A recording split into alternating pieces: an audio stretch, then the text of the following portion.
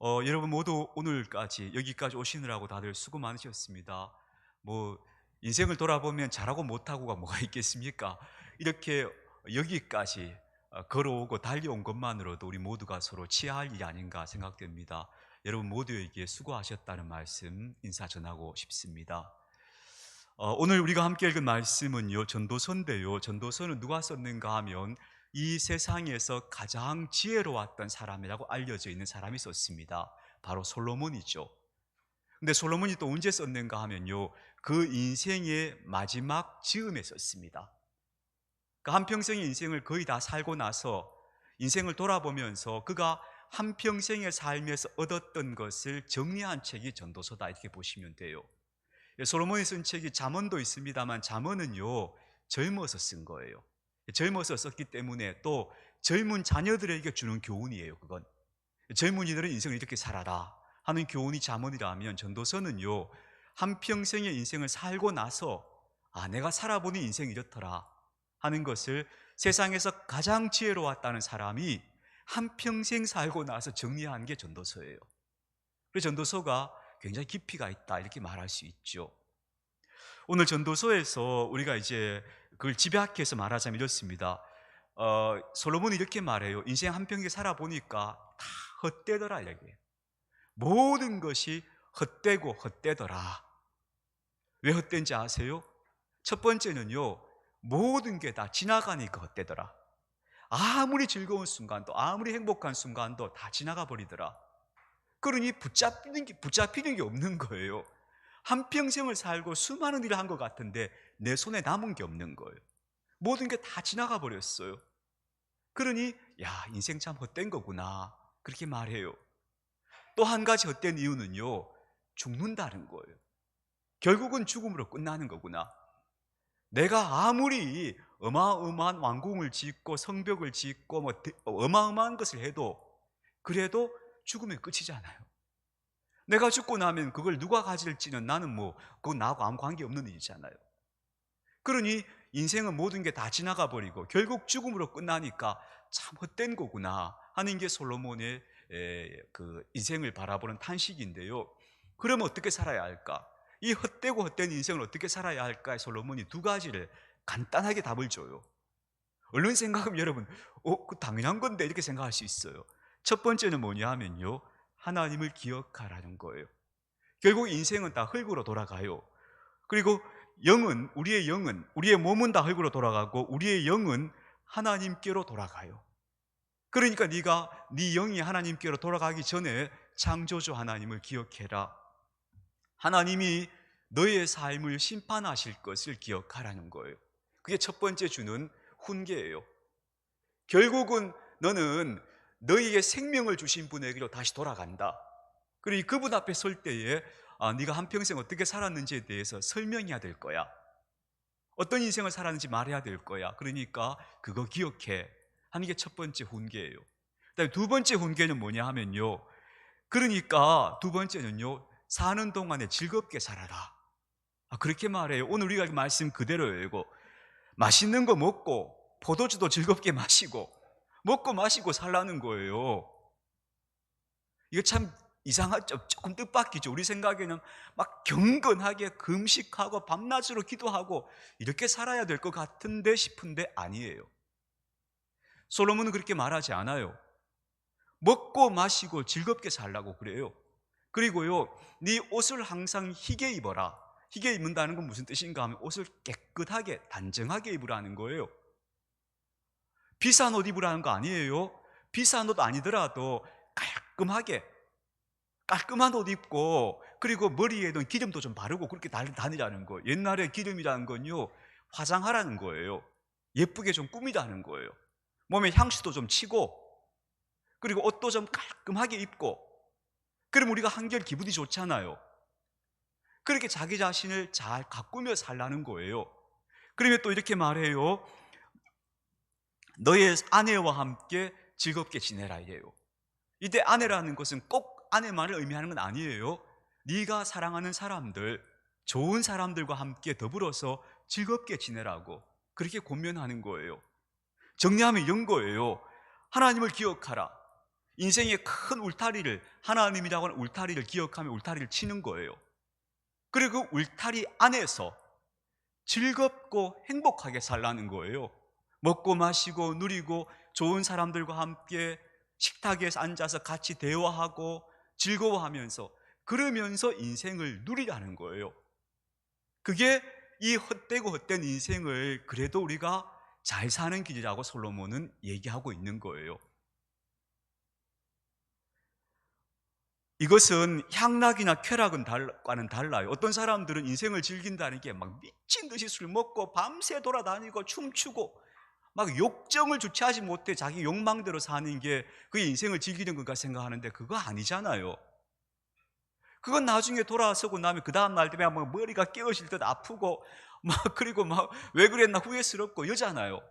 그런 인생 말고요, 맛있는 거 좋은 사람들하고 나눠 먹고, 그리고 서로 손잡고 소풍도 다니고, 그렇게 아름다운 오늘 같은 이렇게 좋은 가을날에는 밖에 나가서 좀 구경도 하고, 그렇게 살라는 거예요. 그렇게 즐거워하며 사는 것이 인생 잘 사는 길이다 라고 가르쳐주고 있는 겁니다. 탈무드 이야기, 제가 이야기는 전에도 말씀드렸는데요, 탈무드에 이런 이야기가 나와요. 탈무드는 유대인들의 지혜가 함축된 책이죠. 어떤 배가 먼 여행을 하고 있는 배가 있어요. 그래서 오랫동안 항해를 하니까 그 배에 탄 사람들은 다 지쳐 있겠죠. 근데 이 배가 어느 섬에 정박을 하게 되었어요. 근데 이 섬이 너무 아름다운 섬인 거예요. 맑은 물이 흐르고 꽃이 많고 나무가 만발하고 막 너무 아름다운 섬이에요. 그래서 선장이 배를 딱 갖다 대고 이렇게 말해요. 저 섬에 가서 여러분 좀 쉬다 오세요. 좀 내렸다 오세요. 그렇게 이야기해요. 그러니까 사람들 중에 어떤 사람들은요, 아, 혹시 내가 섬에 내렸는데 배가 나 없는 동안에 떠나버리면 안 되니까 난 안 내릴 거야 하고 배에 딱 붙어 있는 사람들이 있어요. 이게 첫 번째 부류예요. 이해할 만하죠. 불안하니까. 두 번째 부류는 어떤 사람인가 하면 배에 내렸어요. 배에서 내려서 섬을 조금 들어가 봤어요. 근데 혹시라도 배가 떠날까 싶어서 섬에 내리자마자 후다닥 다시 돌아온 사람들, 이런 사람들이 두 번째였어요. 세 번째는 어떤 사람들인가 하면요, 섬에 내려가지고 충분히 휴식하고 물도 마시고 섬을 즐거워하면서 누리다가, 그리고 시간 딱 보고 아, 요때쯤 가면 되겠구나 하고 안전하게 돌아온 사람들, 요 사람들이 세 번째예요. 그럼 네 번째는 어떤 사람들일까요? 섬에 내려가지고 너무 좋아서 정신 팔고 있다가 배 떠날 때 못 돌아온 사람들이 있는 거예요. 이렇게 네 번째, 네 가지 부류가 있다는 거예요. 그럼 이 네 종류 중에 누가 제일 잘한 거예요? 세 번째죠. 오늘 리액션이 좋은 분들이 오셨네요. 세 번째예요. 보세요. 배에서 내려가지고 그 섬에 가서 즐겁게 실컷 잘 지내고, 그리고 배로 돌아온 사람들이 제일 잘한 거예요.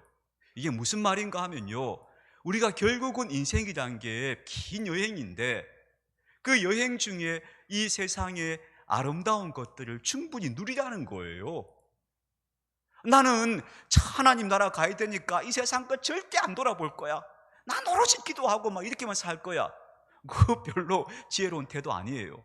그러면 나는 세상에 좋은 거 많으니까 세상에 가서 막 재밌게 지낼 거야, 이러고 내가 가야 할 인생의 목표지를 잃어버린다면 그 사람도 대단히 어리석은 사람인 거죠.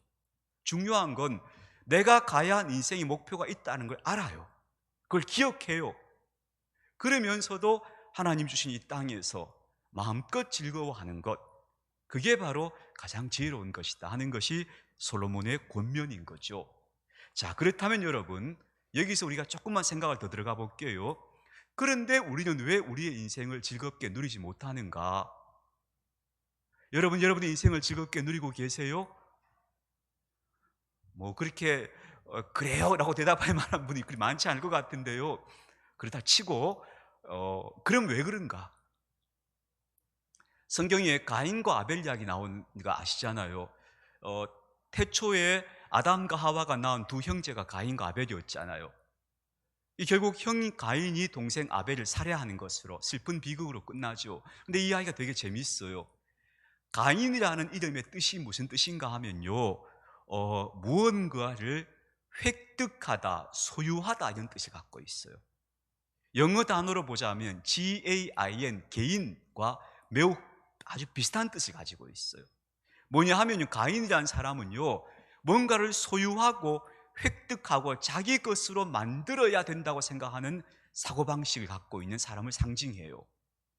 그럼 아벨은 어떤 사람인가 하면, 아벨은요, 아벨의 뜻이 헤벨이라는 단어에서 왔는데, 이건 숨을 이야기해요. 숨, 우리가 숨 쉬는 거 있죠. 이 숨을 이야기해요. 근데 이 숨이 뭐예요?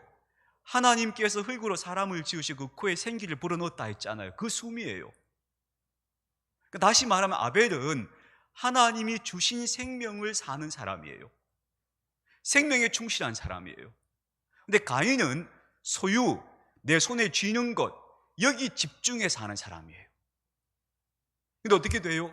가인이 아벨 죽였죠. 이 말은 다른 말로 하면 소유, 뭔가 쥐어야 돼, 이런 생각으로 살면 어떻게 되는가 하면 진짜 살아있는 생명의 삶을 놓친다는 거예요. 그게 죽는다는 거예요. 이것 때문에 우리가 삶을 못 누리는 거예요. 어떤 사람은 욕망 때문에, 나 더 가져야 돼, 이거 안 돼, 이런 욕망 때문에. 어떤 사람들은 불안 때문에, 지금 내가 가진 게 없어서 너무 불안해, 난 뭔가 손에 쥐고 있어야 될 것 같아.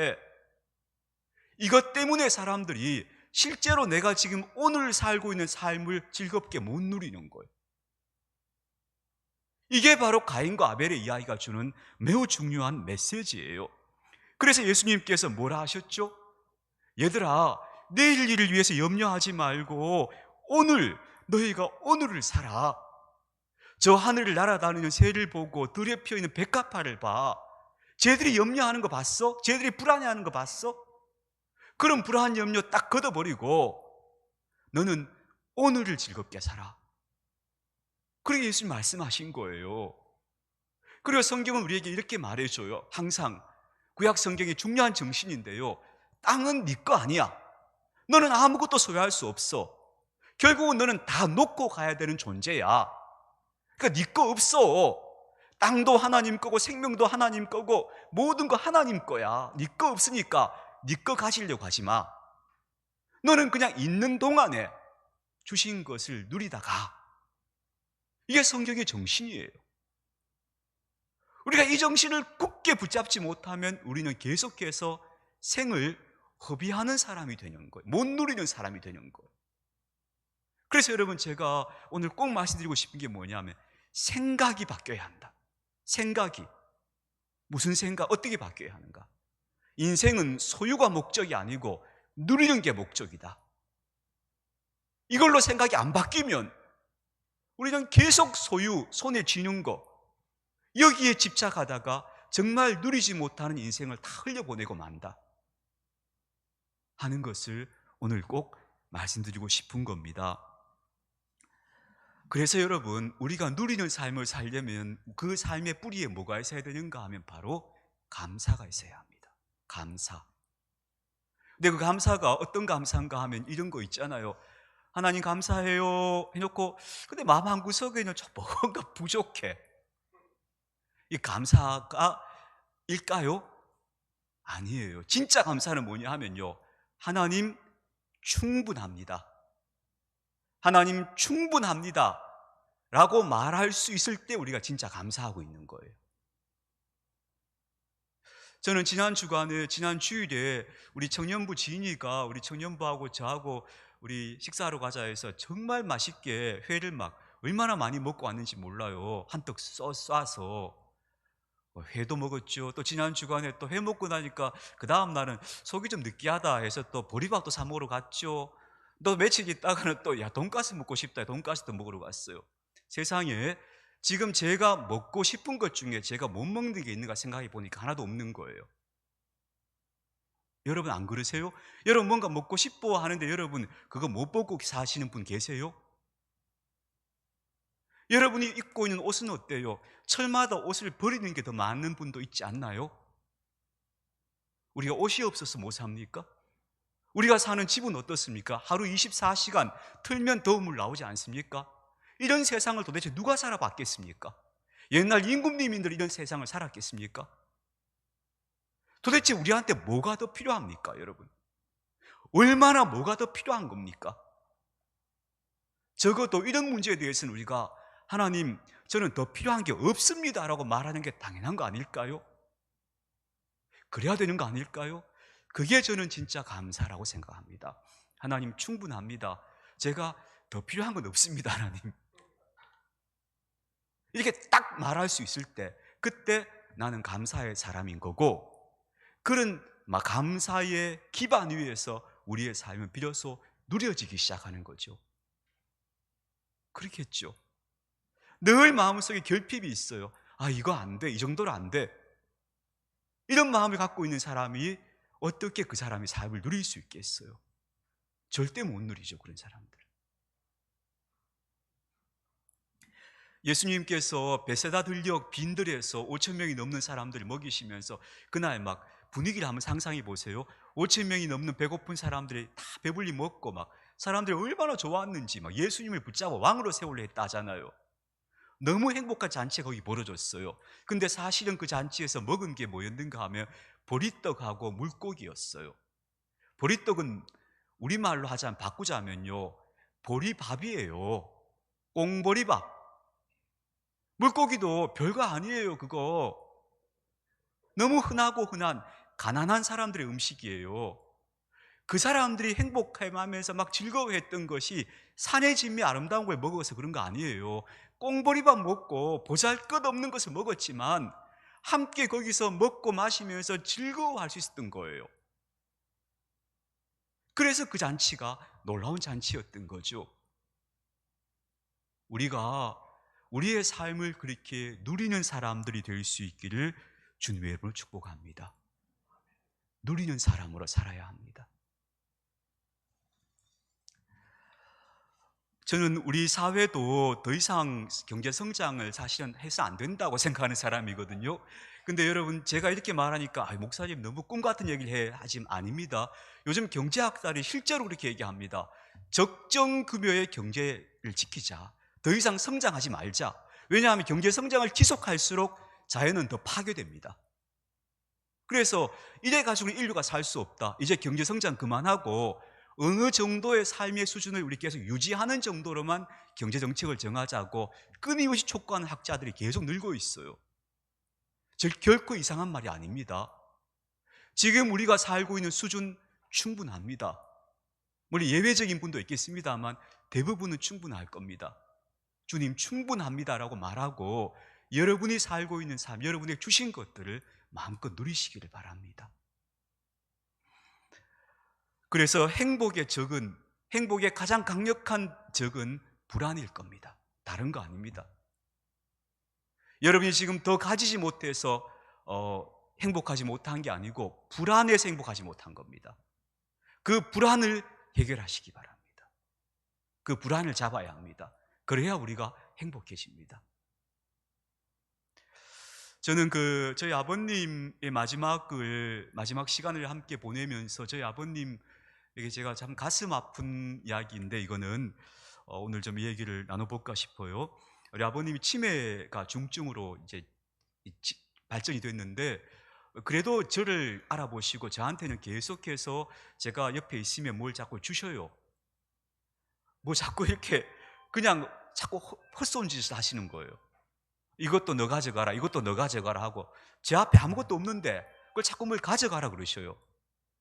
그래서 저는 우리 아버님이 내 삶을 염려하시는구나 하는 그런 마음을 느꼈던 거죠. 근데 제 아버님이 아유, 니는 잘 살아라, 잘 살아라 이렇게 자꾸 얘기하셔요. 그래서 제가 물어봤어요. 아버지, 잘 사는 게 뭐예요?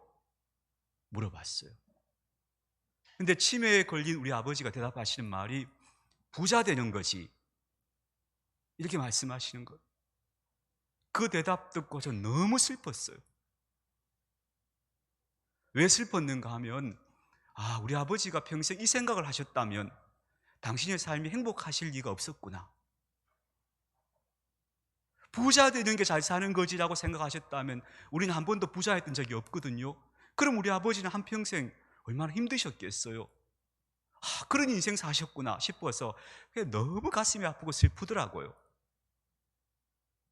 여러분, 우리 인생을 이렇게 낭비하지 맙시다. 소유하는 것에 행복이 있다고 생각하신다면 인생 낭비입니다. 그게 아니고 불안을 잡읍시다. 불안을. 그 불안을 잡고 하나님 충분합니다.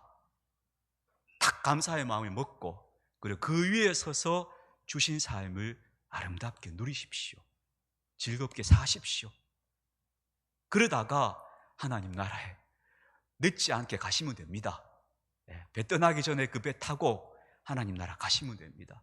그동안에 여러분에게 주신 아름다운 인생의 시간들을 주님 충분합니다 그런 고백과 함께 아름답게 누리시다가 하나님 나라로 가는 그런 저와 여러분들이 다 되었습니다.